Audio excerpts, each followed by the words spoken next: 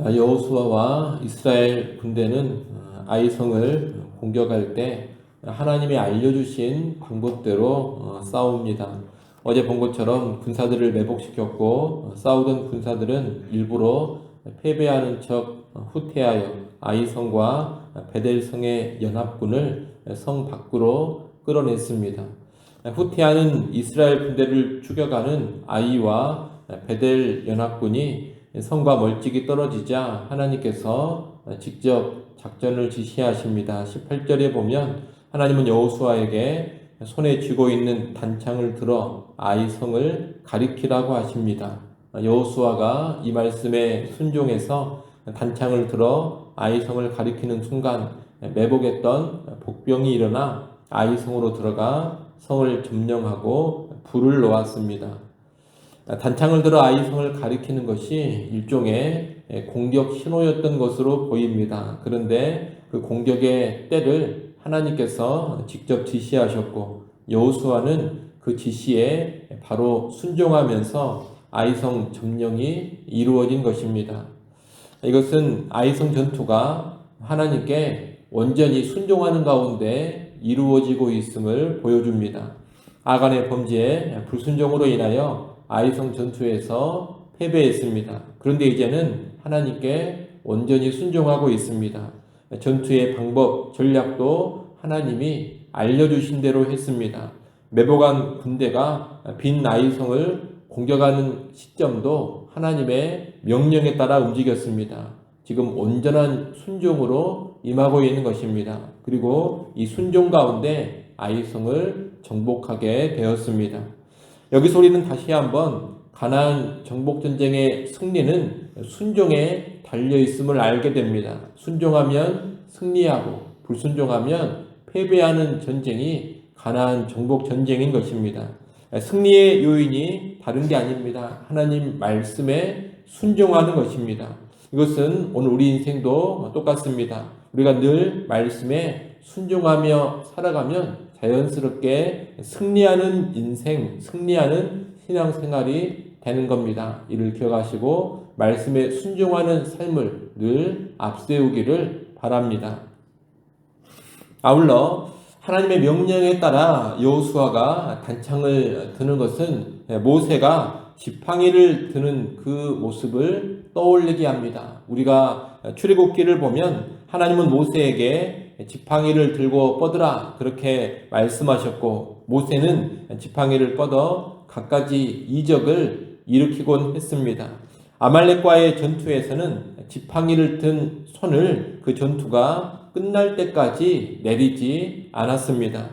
그처럼 여호수아도 하나님의 명령에 따라 손에 쥔 단창을 들고 뻗었고 아이성 전투가 끝날 때까지 그 손을 거두지 않았습니다. 오늘 보면 26절에 보면 전투가 끝날 때까지 단창을 든 손을 내리지 않았음을 알게 됩니다.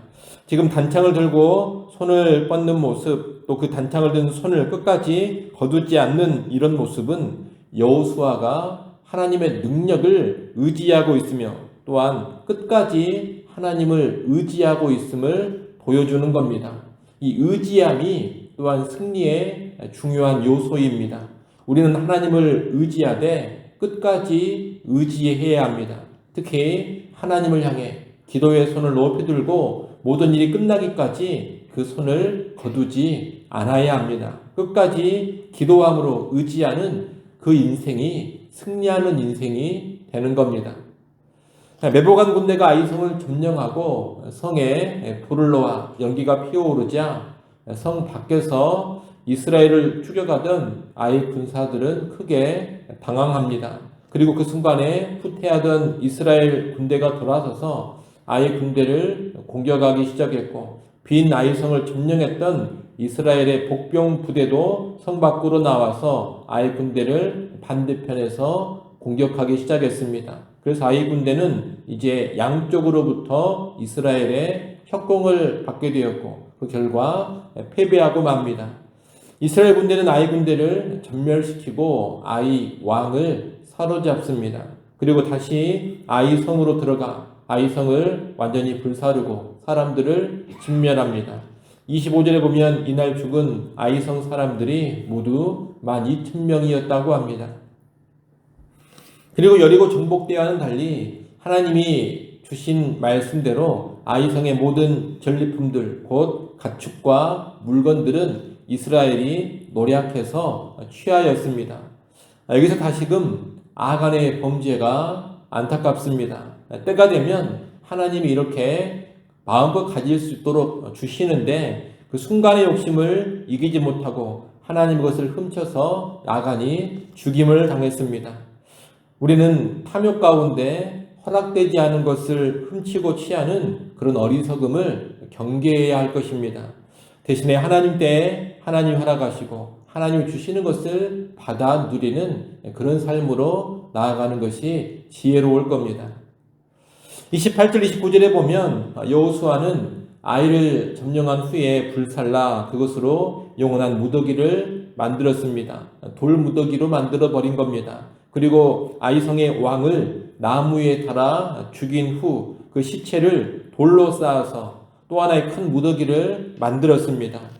이런 돌 무더기들은 일종의 기념표가 됩니다. 일단 후대에 두고두고 하나님의 승리를 기념하는 표가 됩니다. 아울러 이 돌 무더기는 불순종으로 인한 아이성의 패배도 떠올리게 합니다. 불순종으로 인한 패배의 아픔 그리고 순종으로 인한 승리의 기쁨을 동시에 기억하게 하는 것, 이것이 아이의 돌 무더기인 것입니다. 후대 사람은 이 돌 무더기들을 보면서 아이성 전투를 당연히 떠올리게 됩니다. 불순종에서 쓰디쓴 패배를 맛봤지만 죄를 척결하고 순종의 삶으로 나아갔을 때 기쁨의 승리를 누린 그 전투를 다시금 기억하는 겁니다. 그러면서 자신들 역시 불순종하면 패배하지만 죄를 처리하고 순종의 삶으로 다시 나아간다면 승리한다는 그런 진리를 되새기게 되는 겁니다. 오늘날 우리는 이 아이성의 돌 무더기들을 직접 보지는 못합니다. 그러나 성경 말씀을 통해서 아이성 전투를 자세히 알게 됩니다.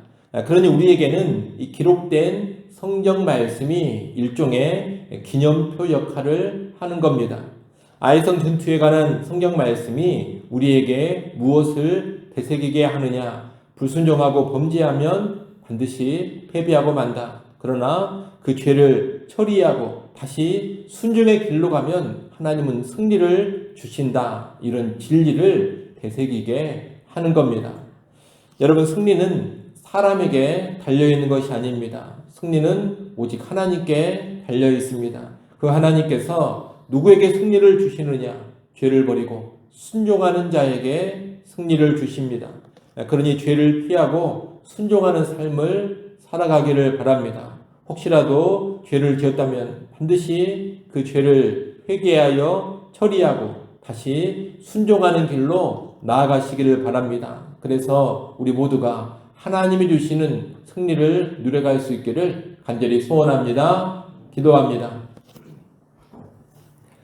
하나님, 의지하여 순종하는 삶에 승리가 뒤따른다는 것을 알게 하시고 하나님 앞에서 늘 의지와 순종의 모습 보이게 하여 주옵소서. 기도의 손을 높이 들고 모든 일 끝까지 하나님 의지하며 살아가게 하시고 하나님 주신 말씀에 온전히 순종하는 삶 살게 하여 주옵소서. 또한 주님, 간절히 원합니다. 우리가 범죄했다면 즉시 회개하여 죄를 처리하고 버리게 하시고 다시 돌이켜 순종의 길로 가게 하여 주옵소서. 그래서 우리의 인생이 승리를 누리게 하여 주옵소서. 아버지 하나님, 이 새벽 시간 다시금 하나님 앞에 나와 엎드리게 하셔서 감사합니다. 겸손히 하나님을 의지하는 새벽 시간 되게 하시고 우리의 모든 형편과 상황 속에서도 염려를 내려놓고 감사함으로 구하는 시간 되게 하여 주옵소서. 하늘의 평안으로 주의 백성들을 덮어주시고 때를 따라 돕는 은혜를 다시금 우리에게 허락하여 주옵소서.